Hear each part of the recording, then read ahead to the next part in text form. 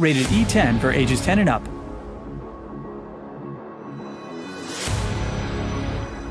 You wanted the best, you got them for a rest.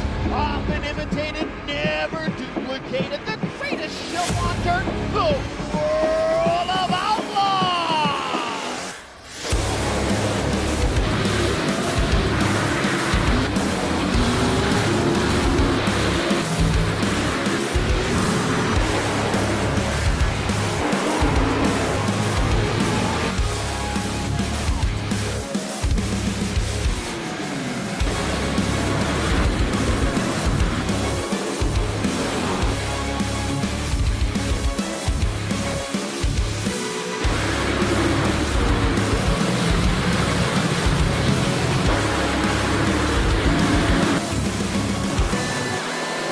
World of Outlaws Dirt Racing is available now.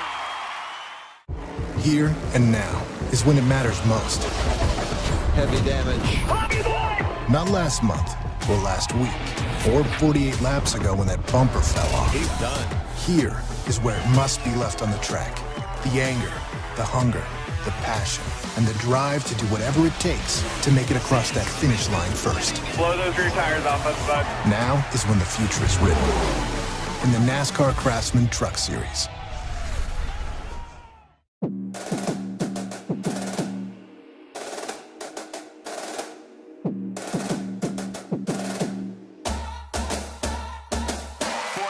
I was ready, 10 toes down, trying to fill up stadiums, minimum sold out, mind, body, and soul, got a heart full of gold, they can never hold me down, I keep my name on the low, how wild, my opponent been trying to chase for miles, the distance between looking like the West now, and my stamina adding up from setback, standing up, crazy they see me and start pulling out their cameras, tell them grab your pen, I'm giving lessons out, getting bread, you won't worry about impression counts, nah, you got a clue, ain't even a single sense about having potential and trying to pull the legend. This is the eNASCAR College iRacing Series. Big dream to a big problem. The cars may be virtual, but the racing and scholarships are real. Big dream to a big problem. We got big bags. We got big problems. They been mad that we been got it. I turn a big dream to a big profit. I turn a big dream to a big profit. We got big bags. We got big problems. They been mad that we been got it. I turn a big dream to a big profit. I turn a big dream to a big profit.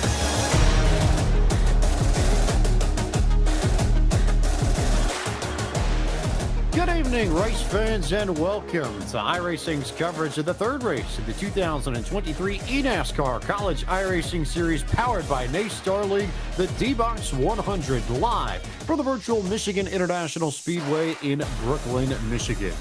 I am James Blank, joined this evening alongside my colleagues Terry Ranford and Taylor Burris. Terry, this is a fantastic track in iRacing. I think this is one of the tracks that provides some of the best racing in all of eNASCAR, and I think we're going to have a lot of fun as we look at the schedule for the spring semester of the College Series and how we've arrived at Michigan. Yeah, I kind of thought it was a bit of a nice poetic justice that on St. Patrick's Day week, we're in the Irish hills of the Michigan International Speedway. But this overlooms the Daytona International Speedway, two super speedway S tracks, but Michigan provides great 3, 4, 5 wide racing. It's going to be one heck of a show, James. One more event at Daytona on April 18th. The time attack opens April 5th. And for more information on the schedule, the standings, and information on how you can become a driver in the eNASCAR College iRacing Series, you can log on to enascar.com/college today. Let's take a little bit of a closer look here at this Michigan International Speedway. We go to tonight's track analysis, and for that, we go to our third man in the booth, Taylor Burris. Of course, this beautiful 2-mile circuit opened in 1968, and for the first time in the eNASCAR College iRacing Series, it will make its debut here. Located in Brooklyn, Michigan, this 2-mile circuit, high speeds, high action, will provide a lot of great racing Compared to its much bigger cousins of Daytona and Talladega, it has 18 degrees of banking in the corners, 12 in the tri-ovals, but with this unique layout, it provides some interesting aspects of how the handling of these cars will be compared to the super speedways that we see, such as of Daytona in a couple of weeks' time, but also provides some great racing action and strategy calls for drivers coming out here racing at Michigan. Also very similar to Auto Club Speedway, just with a little bit more banking, is this Michigan International Speedway. At this time, it is really, really exciting to see how quickly these drivers get up to speed and how fast and how much fun this is going to be as we take a look at some of the scholarship money that our drivers are racing for this evening, Terry. Yeah. First place getting $3,500, all the way back to 10th getting $250. Total value is $60,000 in total amongst all the races. We have $15,000 per round. That's how much that these iRacing competitors are invested in their scholarship money. Top 10 this evening is always going away with some scholarship money towards their tuition. $15,000 in total for tonight's race and $60,000 that we are awarding to students over the course of the spring semester here in eNASCAR. There you have a good look at this 38 car strong grid on your screens as they get set to take to the track, and it is time for us to go through the starting grid and tell you where your favorite driver begins this evening. Pole sitter, one of the best drivers in eNASCAR College iRacing Series history out of Rutgers University, Daniel Buttafuoco, your pole sitter, alongside Tyler Gary, driver in the eNASCAR Coca-Cola iRacing Series as well. For Tony Kanani Sports, he represents Palm Beach State College out of Florida this evening. Garrett Lowe out of the University of North Carolina at Charlotte starts third tonight. Fourth from St. Charles Community College is Anthony Burrows. Logan Clampett, your back-to-back winner looking for 3 in a row in this series, starts fifth out of Saddleback College in California. Matthew Zwack to his outside, the Michigan Wolverine out of Ann Arbor. You got back to row 4. You got Austin Farr at Liberty University with Daniel Naney at Macomb Community College with Jack Coyne back there on row 5 with the Resler Polytechnic Institute with C. Bowen with the Ivy Tech Community College. Colton Salick, Embry-Riddle Aeronautical University, Daytona Beach with Wyatt Harvey at Butler University. Francisco, and that's down to my buddy. Yeah, it's going to be Francisco Villarreal from the University of Texas Rio Grande Valley with Brandon Pitgrass from South Central Kentucky Community Technical College. Moving on to row number 8, we're going to have Jake Cummings from Wingate University, Tate Lytle from East Oregon University.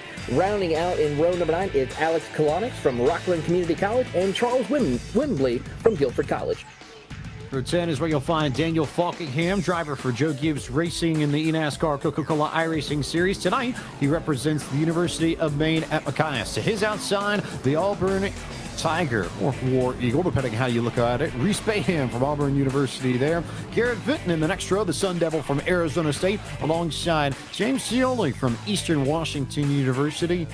Caleb Weekly starts in 23rd, representing the University of Wisconsin at Whitewater, and Matthew Morton, representing the Ohio State University, starts in 24th. Row 13, we find Nicholas O'Short from Folsom Lake College with Dustin Buck in the Wardolph University machine. John Forbes from Ivern Valley College, Cody Reed to his outside from Miami University, John Hall from Massachusetts Maritime Academy, and Chris A. Fitz from the University of Delaware, Taylor. Moving on into row 16 will be Ryan Wilson from Minnesota State University Mankato, followed by Michael Causey from Ole Miss, the University of Mississippi. Row 17 is going to be Matthew Burton from East Tennessee State University with Chris Treppa from Lawrence Technological University. Rounding out in row 18 is Blake Kincannon from the University of Colorado Springs and Caden Mobley Kelly from Florida Memorial University. And rounding out the last little bit, James, in row 19, Noah Joyce from the University of North Carolina Chapel Hill and Mario Miranda from the University of Oklahoma. Special shout out to Noah Joyce making a debut for the Tar Heels and UNC this evening. Here's your race analysis. Terry Radford, take us through what we need to know, courtesy of our friends at Coca-Cola. Yeah, I got my Coke Zero right over here next to me. We're going to go 50 laps, 100 miles here at Michigan. Pit road speed 55, time delta from start to finish 35 to 42nd, 4 sets of tires, and 38 to 42 laps on fuel. green flag is out unfurled underneath the flag stand in our third race in the 2023 eNASCAR College iRacing Series powered by NASCAR League. The D-Box 100 is green from Michigan. And you see very quickly, once we start the green flag, everybody fanning out 2-3 wide through here. But Daniel Falkingham decided to, or Daniel Botafuco took off here. All these other drivers trying to fan out, get track position early. As you see side drafting all the way down the back straightaway.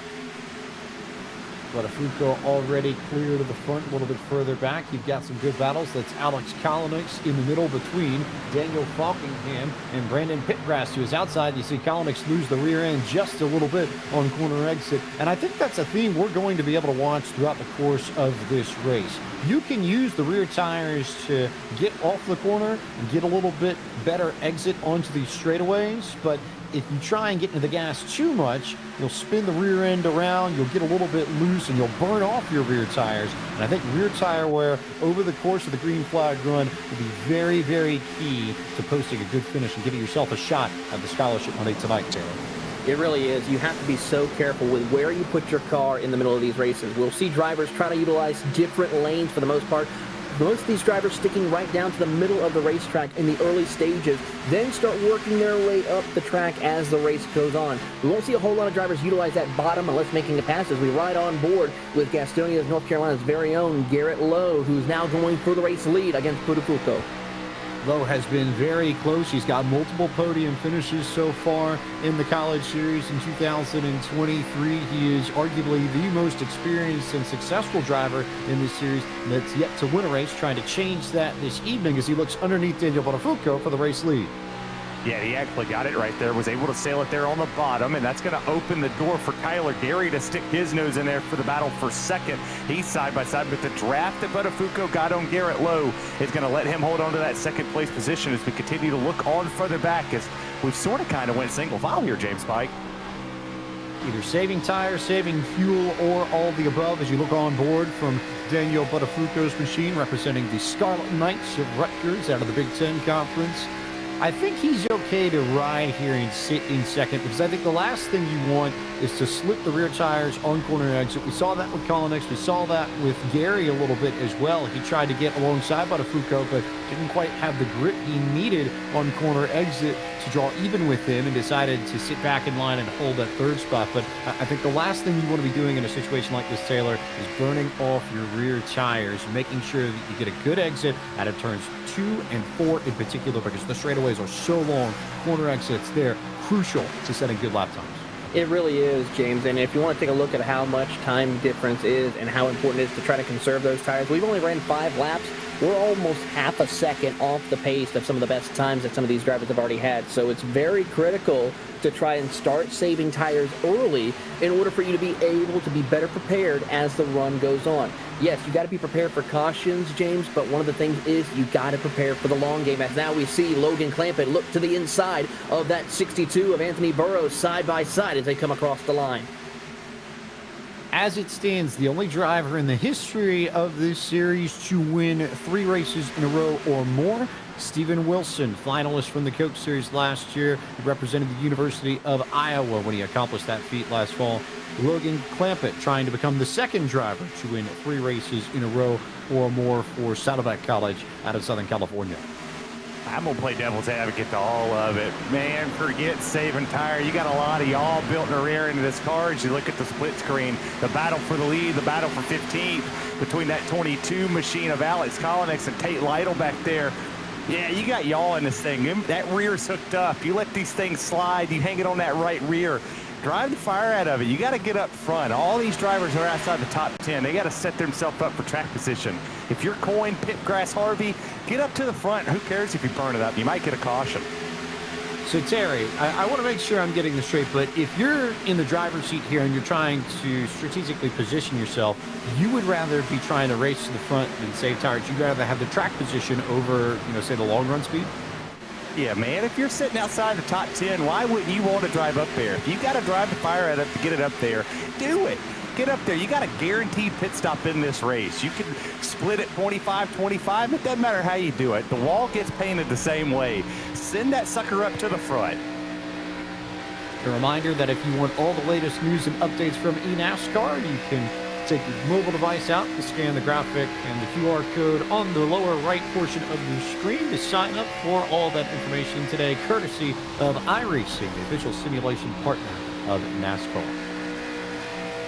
Taylor, I think Terry brings up a really good point here, especially when it comes to dividing the tire strategy and deciding when to come down pit road, because tires are going to determine your pit stop tonight. It won't be fuel. It's how much you burn off the tires and how bad or good your tire wear is. So you could save tires and maybe stretch that first run out a little bit longer, or you could burn them up getting to the front and just pay the price at the end of your run and split this race maybe down the middle. And I think, to Terry's point, especially if you're further back, there may be validity to trying to burn your tires off to gain track position if you feel like you can hang on to what you have when we get to lap 25, as you see the battle for 8th place in the racetrack. 3 wide into turn 3 and contact.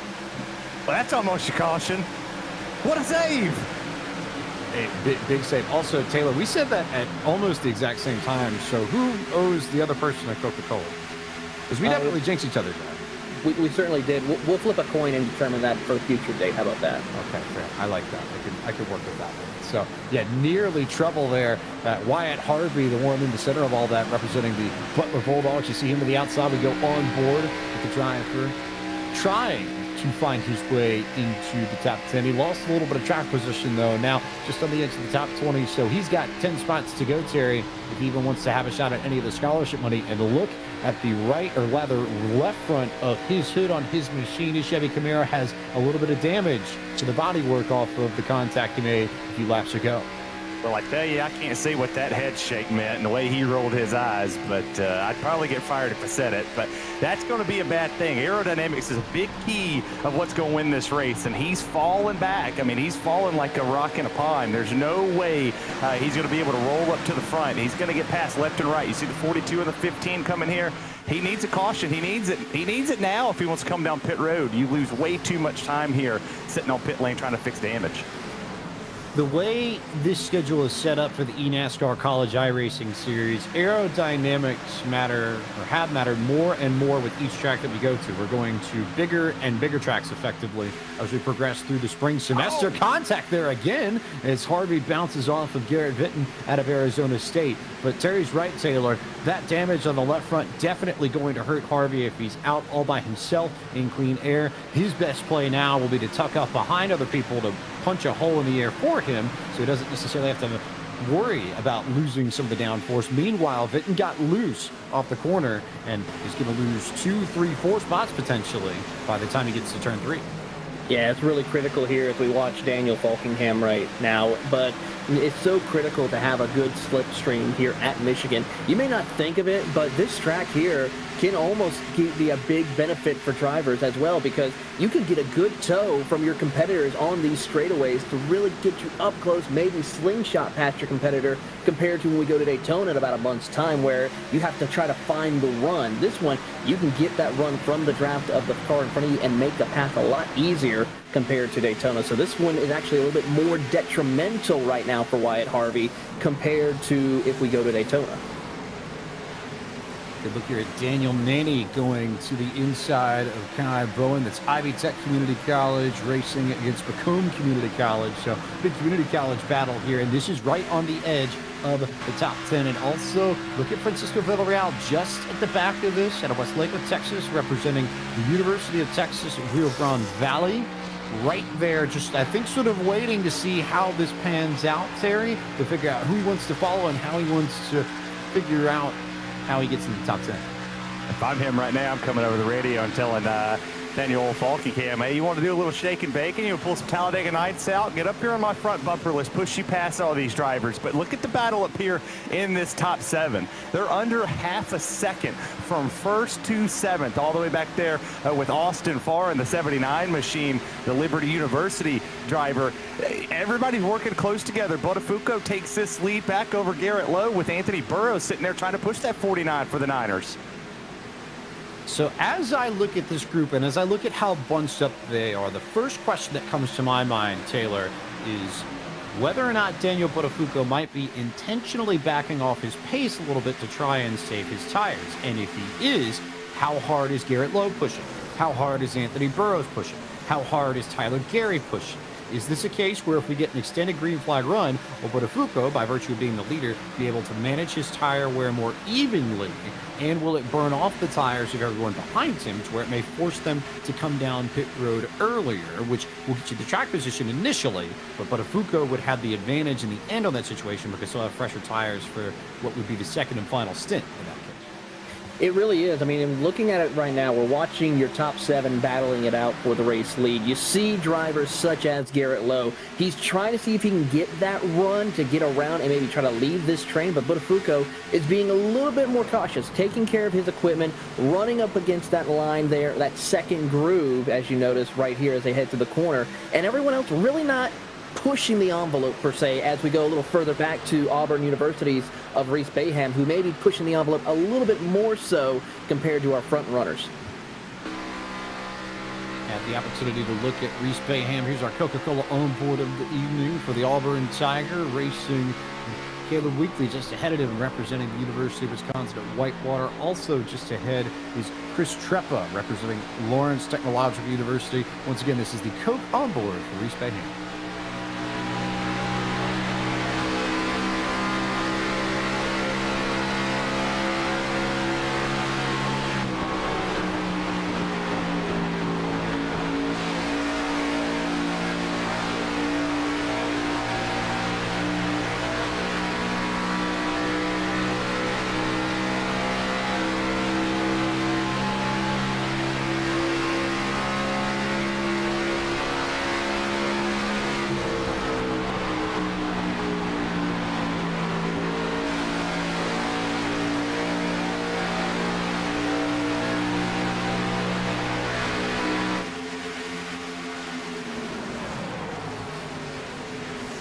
Back up at the front of the field once again in the battle that we have been keeping an eye on throughout the opening portion of this race. It is the top 7 that had made it into this group. Botafuco, Lowe, Burroughs, Gary, Clampett, Zwack, and Austin Farr out of Liberty. These drivers all about a second and a half ahead of Brandon Pitgrass, representing South Central Kentucky Community College. He is the driver in 8th, but the first one out of this group.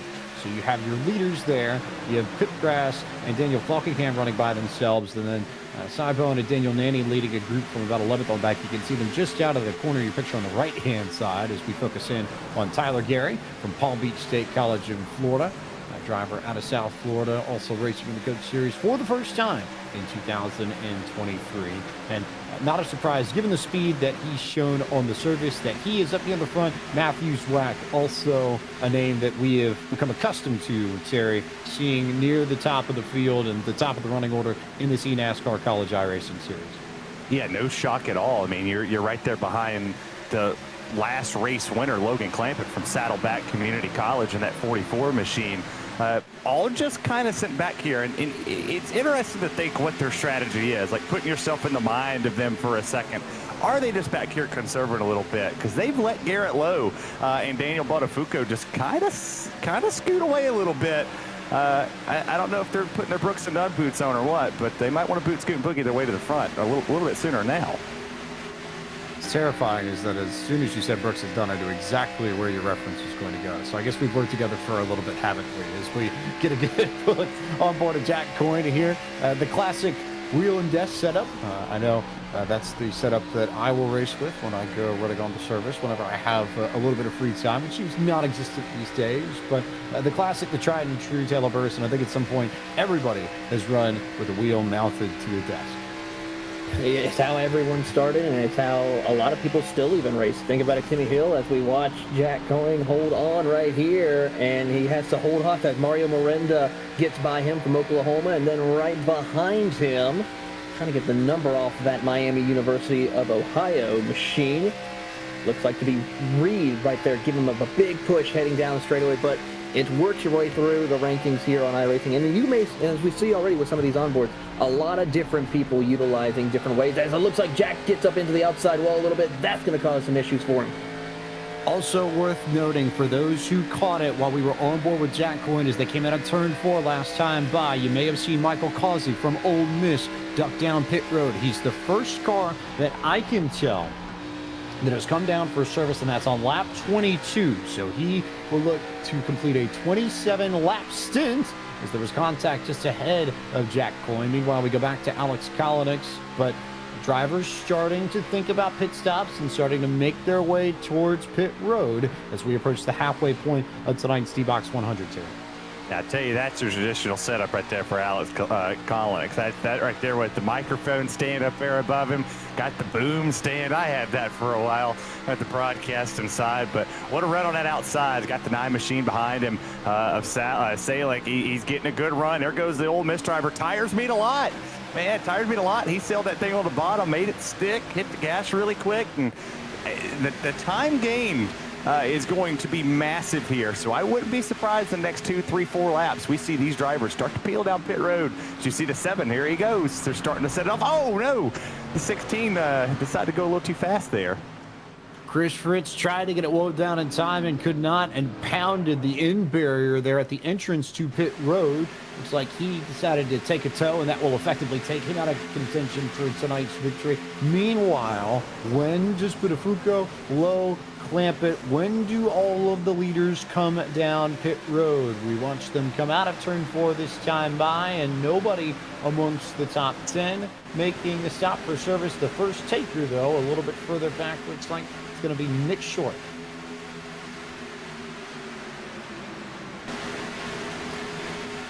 Here to take a look at the replay of what happened to the 16 here.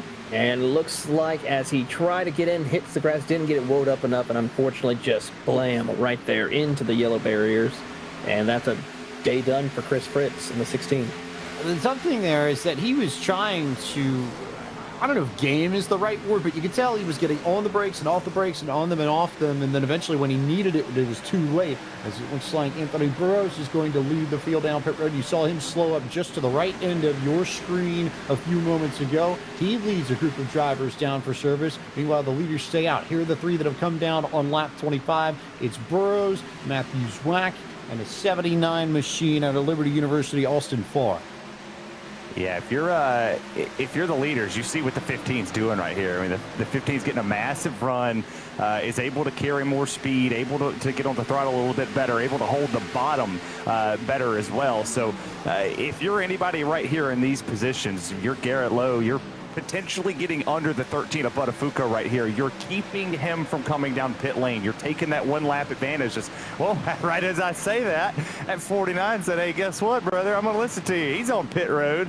That puts the Niners machine here as a very good advantage over the 13 of the 44.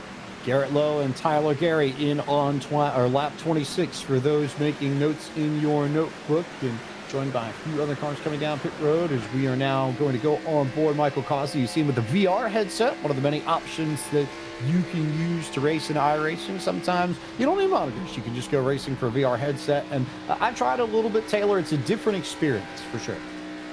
It really is. I mean, I would recommend it if you're doing short races, long distance races, or endurance races like 24-hour race that we do here on iRacing. Would not recommend. Leaders are in Buttafuoco, Falkingham, 2 of the drivers that are down pit road. Tate Lytle is in for service. He is joined by Colton Salick. Looks like Daniel Manning is in, as is Matthew Morton, as is Caden Mobley-Kelly.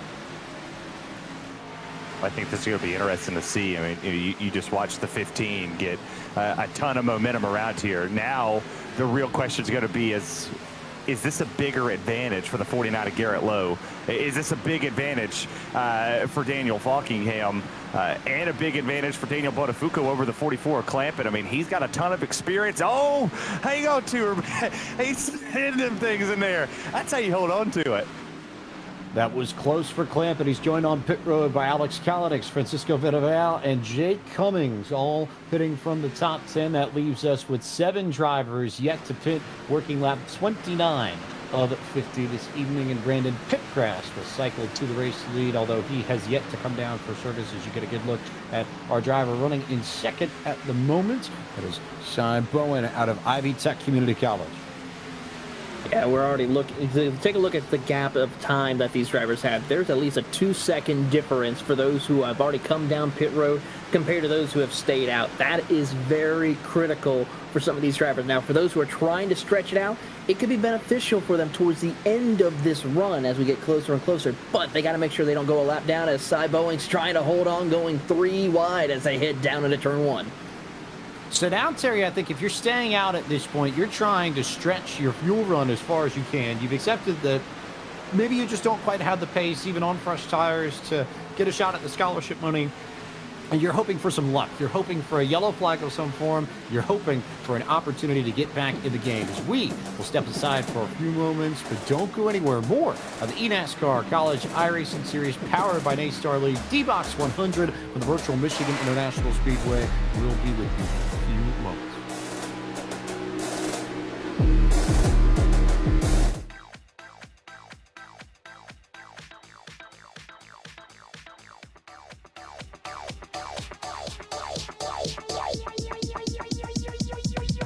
I need to try it first.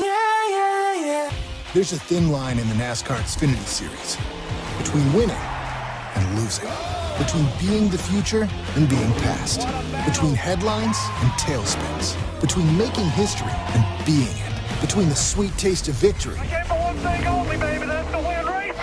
the fumes of defeat. In the NASCAR Xfinity Series, there's a thin line between being a name they know and being a name they'll never forget.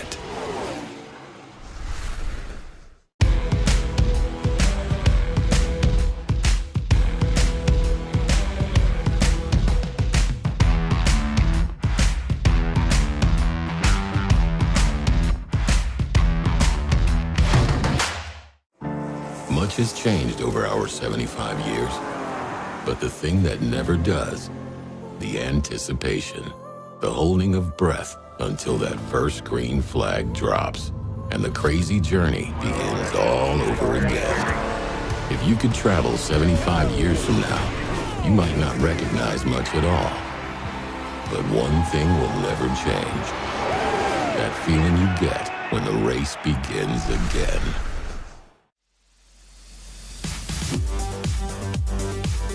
When I hit the wall, this thing shook like crazy.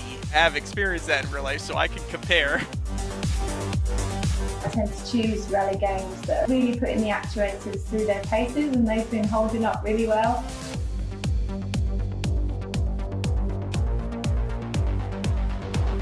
That's exactly how it is in real life. That's the coolest part.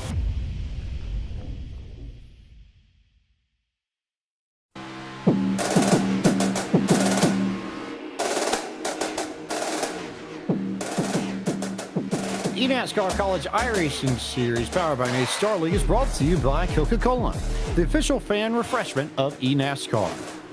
By Logitech G. Through design, engineering, and a love of driving games, Logitech G takes racing simulation to another level.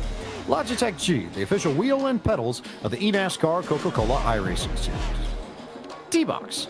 Make body and racing simulator become one. Improve your virtual race time with D-Box motion technology, providing ultra-precise movements and vibration cues while racing online. D-Box. Feel it all. And by Xfinity. Get the reliable connection you need to keep up with the race from start to finish. Unbeatable internet. Made to do anything so you can do anything. Xfinity. Proud premier partner of NASCAR. Welcome back to the virtual Michigan International Speedway Round 3 of the 2023 eNASCAR College iRacing Series powered by NASCAR League, working its way towards the closing stages in the D-Box 100. James Pike, Terry Radford, Taylor Burris to bring you the action with 16 laps to go as you watch this battle, which is currently for P7 on the racetrack. Logan Clampett and Daniel Falkingham racing down the backstretch, both trying to run down Daniel Buttafuoco. Yeah, that wasn't the advantage. I thought that Buttafuoco was going to get on the 44. Clampett, he's there, right, on fresher tires than what Buttafuoco has. So even though it's a lap, it's still 1 lap fresher tires. It makes a bit of a difference. But look all the way up there in third. Just transitioned on our scoring ticker up top with Garrett Lowe, who just jumped to second. He's making the pass right there on Anthony Burrows. That's the driver you want to watch out. He pitted He pitted 9 laps ago. So 9 laps on it, and he has a massive gap all the way back there to Daniel Botafuco. It's about a second and a half. It puts up there, as you look at St. Charles Community College's own Anthony Burrows in that 62 machine, was one of the first drivers to come down pit road, James Pike, and he's making the best of it here. So let's reset the tire strategy for everyone, especially amongst these drivers in the top 10. Currently, your race leader out of Venezuela Polytechnic Institute is Jack Coyne. He is yet to come down pit road for service. He is the only driver that is yet to come down pit road for service. He has about a 9-second lead on Garrett Lowe, who is the first driver amongst those that have come down pit road. Garrett pitted 10 laps ago. Anthony Burrows, Matthew Zwack, and Austin Farr pitted a lap earlier than he did. They run 3rd, 4th, and 5th.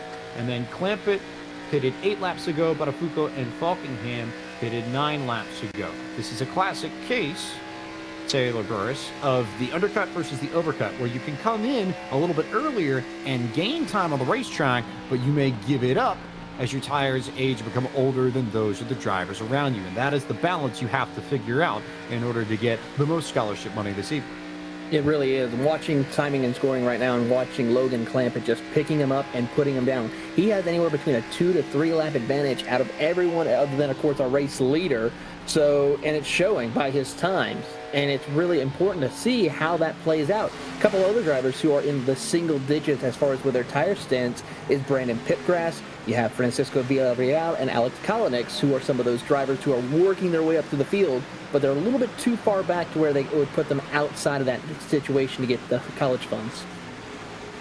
Top 10 this evening going home with scholarship money towards their tuition and going to go away with a little bit of help towards college. $250 for P10 all the way to $3,500 for the race leader as we get a good look at Lakeview, Oregon's Tate Lionel in the number 2 machine out of Eastern Oregon University. He looking to the inside of Colton Salick out of Embry-Riddle Aeronautical College, right near the campus of Daytona International Speedway, where we'll be for our next race in April. Look on board with Tate. He just raced his way into the final scholarship position, and looks like he's got a friend of his, Terry, watching along, and looks like they're all pretty nervous. Yeah, it's either a spotter or a good buddy back here cheering him on. Maybe he has his own little fan club behind him. We just can't see the rest. You never know here in the college series. This is 2 great things going on in college world. You got the eNASCAR College Series. You got March Madness happen for the men and the women's side of it. A lot of these teams didn't necessarily make it into that, but a lot of them did. My Vols, Sweet 16, love it, love them. But Tate's doing a good job right here. I mean, got a good shot and has somebody back there guiding him along the way as the 68 comes up the side. Come on, Buck, hang her down there.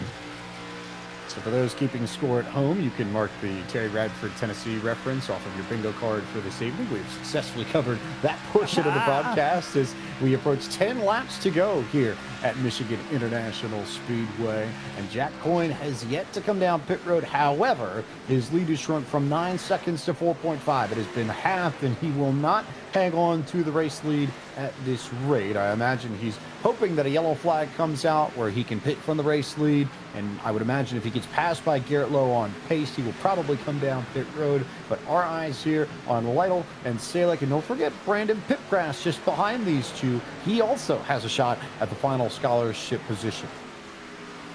Yeah, it really is critical as these drivers are now trying to jockey for position here as we're under 10 laps left to go in the race, as we will see who's going to come out on top with that final position to get that college fund. But Tate Lytle really doing a great job. Colton Salick really has made a lot of progress throughout the race here. He started outside the top 10, is now inside there, has a shot to get the money as we watch a little bit further up the road, the battle for P3, final podium position here as we see Matthew Zwack and Anthony Burrows go side by side down into turn 3 and 4. Really good battle between these two. As you look at the bottom right, you'll see what happened to Cy Bowen here just a few moments ago. Contact down the back straightaway as the two cars bounce off of each other. Looks like the other one, I believe, may have been the 30 of Daniel Nanny, I think, and then more contact as they came through turns 3 and 4. So rough racing between those two late into going here at Michigan as Anthony Burrows tries to reel in Matthew Zwack, but Logan Clampett is the driver they're all chasing, and he is clear of Zwack by 1.2 seconds. Should we see some sort of action here, as looks like Jack Coyne has come down pit road, and Daniel Botafuco got a shot from Daniel Falkingham as they try and climb a few more spots up the ladder. Good battle here between Austin Farr and Falkingham. This for 5th and 6th on the racetrack. Man, are we at Bristol or are we at Michigan? These boys are putting it all on the line, hanging it down there at the bottom, washing up the racetrack, not afraid to beat and bang, trade some paint here. That's what this college series is about. These drivers are fighting hard for scholarship money. We're going to take a look at the replay right here of the 54 going up into the 13. Here in just a second, it'll be at the bottom right hand. You see here on board with Austin Farr. They're going down the back straightaway, just whistling along, minding their own business, and then bam, 54 is going to come in here, sail it in there, wash up a little bit, and it's like, hey, get out of my way. I'm driving here. 13 goes up, and there goes Austin for a pass, the 2-for-1 special. Gets it, and by the way, Daniel Falkingham passed him again. So Falkingham finally getting the track position and the scholarship money that he wanted. A little bit of contact there. And now, all of a sudden, do we start cueing the Jaws music now, Taylor Burris? Because Logan Clampett has been reeling in Garrett Lowe 10th by 10th over the last handful of laps. 6 laps to go. It's now down to a 10th and a half between these two. Yeah, and he was a 10th faster last time by than Garrett Lowe here. So we're going to see these two do battle once again. It's always been the Garrett and Logan show this year. These two always battling it out, coming out with some great fights to the lead here in these closing stages. And we're just going to get another classic finish here between the two of them as we come across the line. Logan Clampett, a 10th faster once again. He is going to put the pressure all over that 49 machine. Garrett Lowe came in 2 laps earlier. That is almost entirely the difference between these two on lap times, on performance. Here's a look at these two racing together and their onboards from their rigs. Concentration on both of their faces. Not much emotion, but both of them trying to get every last bit out of their cars as they come back to the stripe. 4 laps to go as Clampett looks to duck to the inside and make a pass for the race lead. Garrett Lowe's got to win one, right? We talk about this every single race. He's so talented, but yet Logan Clampett's the one that comes out on top in this. It's always the 44 and then the 49. When are we going to talk about the 49 and then the 44? I think Garrett Lowe is going to fight like heck to keep down there, keep that Saddleback College Camaro right behind him as he's going to look to the inside here. The 44 might take this lead. Here comes Logan Clampett. Clampett to the inside. How much does Lowe pinch him down on corner exit? Are they going to bounce off of each other? They almost did. It was incredibly close out of 4 that last time by. At the stripe, it will be Garrett Lowe. 3 laps to go in this D-Box 100, but Logan Clampett will have the ability to sail it off into turn 1. Watch this battle here as these two Titans will battle it out for the race lead as they come out of turn number 2. It's going to be a fight here. A big shut of the door right there for Clampett as now Garrett Lowe will try to push him down the back straightaway. Great anticipation from Lowe to recognize that Clampett was going to slide up. He entered the corner high and came down low to try and draw even with him, but Clampett able to shut the door on Garrett Lowe and take the race lead, coming to 2 laps to go at Michigan. You see the fierce look in the 49 in Garrett Lowe's eyes, man. He's focused. This is I don't want to finish second again look. Like he keeps finishing second to the same person. Like there has to be a point in time where he just sails it down to the corner. We've seen people beating and banging you, not afraid to use the bumper, not afraid to use the doors. Does the 49 go up there and maybe just get him loose? Take the air off that spoiler. Make the 44 Clampett make a mistake. We're coming to the white flag. He's got 4 opportunities to get this done. He can't lose time to him like he just did right there in 3 and 4. Entry to the corner. Clampett was able to gain a bit. Lowe is able to get it back in the center. Can he stay close enough here as we take the white flag at Michigan to make something happen on the final lap and pick up his first victory? Or will Clampett become our second 3-time winner in the eNASCAR College iRacing Series? Watch out for the run, but I think it might be a little bit too little too late for the driver of that number 49 to Garrett Lowe. His tires not wanting to work. He's going to have to get a big tow from Logan Clampett down the back straightaway. one more opportunity for Garrett Lowe to sail it on into turn 3 and draw even with Clampett as they enter the corner. He dives low and tried just to do that, but he couldn't quite get to Logan Clampett's rear bumper, and that leaves the Saddleback College driver home free and clear off of turn 4 to go 3 for 3 in the 2023 eNASCAR College iRacing Series. Trabuco Canyon, California's Logan Clampett back to victory lane of the D-Box 100 at Michigan. Man, what a race this was. That was a barn burner. You saw everything. You got a little bit of drafting, you got a little bit of strategy, you got a little bit of beating and banging, and it was like a short track, a super speedway, and a road course, all tied into one, trying to get it on pit road. But that 44's got something. He's got a golden horseshoe or something right there. And that Saddleback Community College Chevy, that thing's fast, but Pike, it's going to be hard to go 4 for 4 because next week's the Great Equalizer, or next month, Daytona. That's going to be the kit. That's going to be the trick. That is the real challenge here for Logan Clampett. You've done it on all types of racetracks here where things are more in your hands, but Daytona is decidedly not entirely in your control. So it'll be a great challenge for him in April as we look at tonight's winning moment, brought to you by Coca-Cola, the official fan refreshment of eNASCAR. But for now, Logan Clampett 3 for 3 joins Steven Wilson as the only 2 drivers in the history of this series to win 3 races in a row or more in the eNASCAR College iRacing Series powered by NASCAR League. A massive accomplishment and another great run from him in the closing stages to bring Garrett Lowe back and take away the race lead in the closing laps to come home with $3,500 scholarship dollars. As we look at Clampett celebrating, we'll get ready to show you tonight's winning move of the race. Lots of great action over the course of this evening, but this is what our friends at Coca-Cola thought was the best of them all, Taylor Burris. It really was. It was strategy. It was being able to get through the field as quickly and have those fresh set of tires. And there you see the past Logan Clampett, Garrett Lowe battling once again. And, of course, Logan Clampett definitely reserves this award of the Coca-Cola move of the race. I think the most impressive thing here, Terry, is that for all the battles we saw like this, where drivers bounce off of each other, Lowe and Clampett were able to keep their cars separated. They did not touch one another. That was just good, clean racing out of 4. Well, that's because we have 2 of the best, and I'll say it again, we have 2 of the best drivers on the iRacing platform right here in the eNASCAR College Series. Clampett, Lowe. This is going to be a battle for a long time here on the iRacing platform, and people can race with them if they scan the QR code or go to iRacing.com and sign up today. Could indeed go to iRacing.com and sign up today. New memberships is always at 40% off. So if you want to try your hand at what you're seeing on your screens and potentially join some of these drivers in the eNASCAR College iRacing Series powered by NASCAR League, you have the opportunity to do just that. As we will now head down to victory lane where Taylor Burris is with our winner for the 3rd time this semester, Logan Clampett.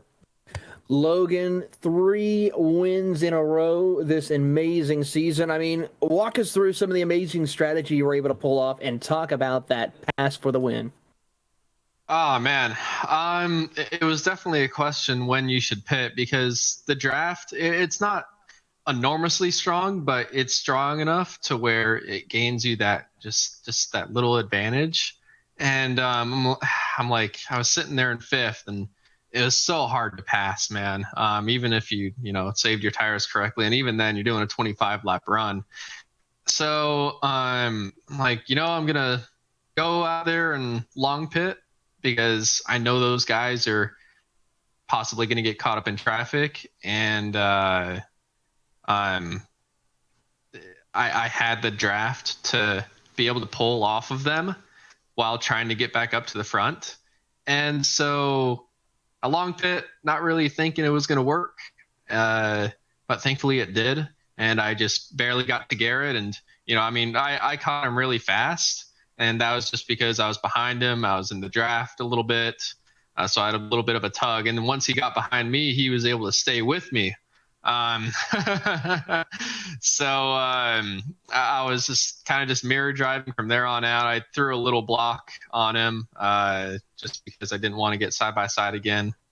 And thankfully, I had a large enough gap to where entering turn 3, I could see him, drive it in and then gas it up to try and hit my bumper.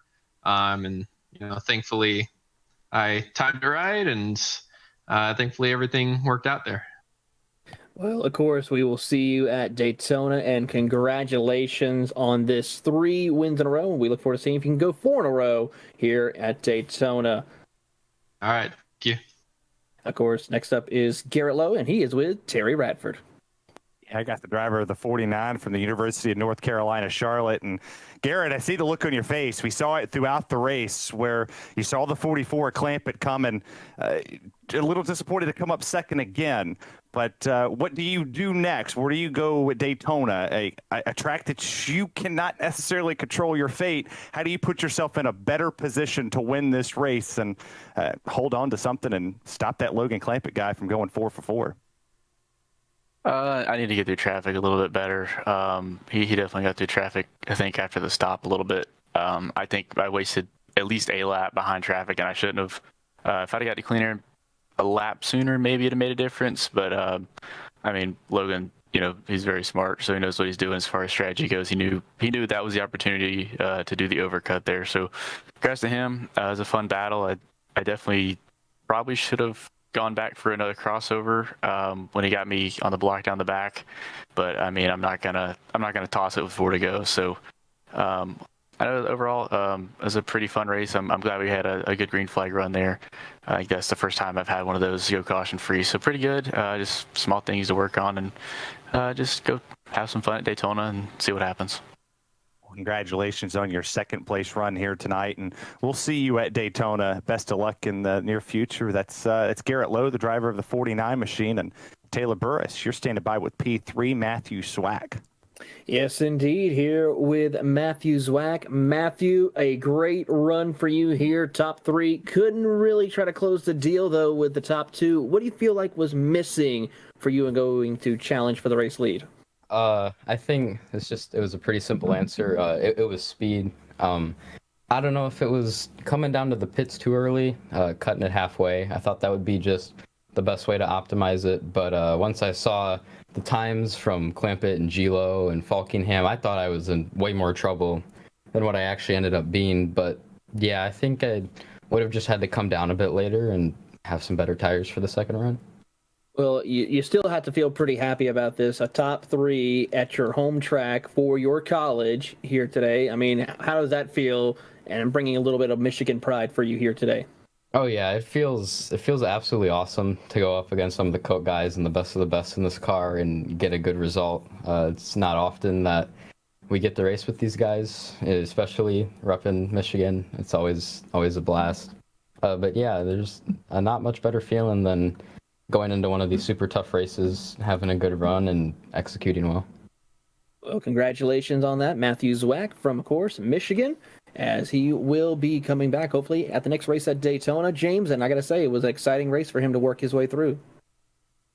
It was indeed, as you see Logan Clampett conveniently parked his car at Victory Lane after his celebrations. Here are your final results from tonight's D-Box 100 at Michigan. Logan Clampett, your winner. Garrett Lowe, second. Matthew Zwack, your top 3. Anthony Burrows and Daniel Falkingham completed the top 5. Austin Farr was 6th this evening. 7th went to Daniel Botafuco.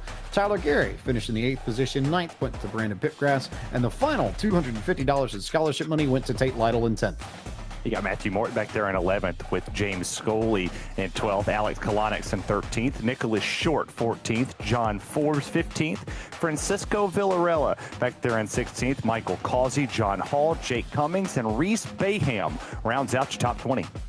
Cody Reed is coming home in 21st, followed by Chris Treppa in 22nd, Charles Wimbley in 23rd, with Caleb Weekly in 24th, Cy Bowen coming home in 25th, with Mario Miranda 26th. 27th is going to be Daniel Nanny, with Garrett Vitton, Jack Coyne, and Noah Joyce rounding out your top 30. Your final 8 drivers this evening: Matthew Burton was 31st. Blake Kincannon finished 32nd. 33rd is where you'll find Caden Mobley-Kelly. Colton Salick finished in 34th. 35th was Ryan Wilson. Chris Frisch finished in 36th. Dustin Buck and Wyatt Harvey complete our running order in 37th and 38th, respectively.